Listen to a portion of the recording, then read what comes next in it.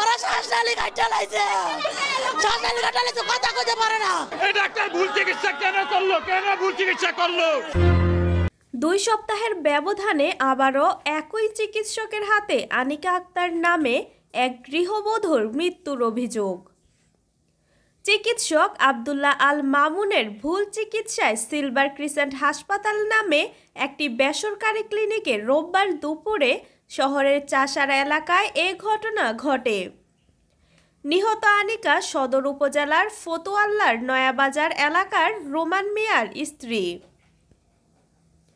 এ সময় হাসপাতালের ভিতরে বিক্ষোভ ও ভাঙচুরের পর ম্যানেজারকে মারধর করে পুলিশের কাছে সুপর্দ করেছে নিহতের স্বজনরা। ঘটনার সুষ্ঠু তদন্ত ও বিচারের দাবি করেছে তারা।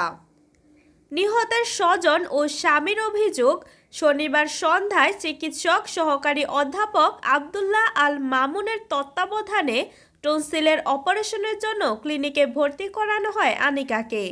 অপারেশন শেষে ভোরে তার জ্ঞান ফিরলে ব্যথা ও শ্বাসকষ্ট হলে চিকিৎসক তাকে ইনজেকশন পুশ করার পর তার মৃত্যু হয়।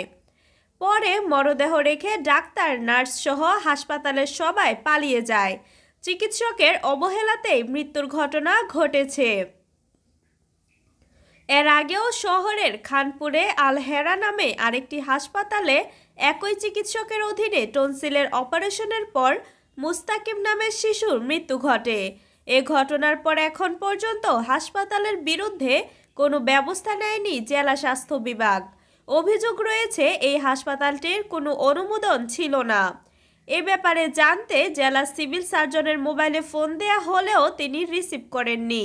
দেশব্যাপী অবৈধ ক্লিনিক অথবা হাসপাতাল বন্ধে স্বাস্থ্যমন্ত্রীর নির্দেশের পরও নারায়ণগঞ্জে কার্যকর কোনো পদক্ষেপ নিতে দেখা যায়নি এখন পর্যন্ত জেলা স্বাস্থ্য বিভাগকে।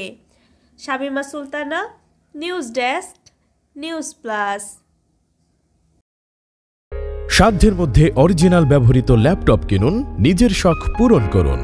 কুমিল্লা কান্দিরপাড়ের খন্দকার হক টাওয়ারের ৪র্থ তলায় অবস্থিত কিং অফ ল্যাপটপ সলিউশনে পাচ্ছেন বিদেশ থেকে আমদানি করা সকল ব্র্যান্ডের অরিজিনাল ল্যাপটপ।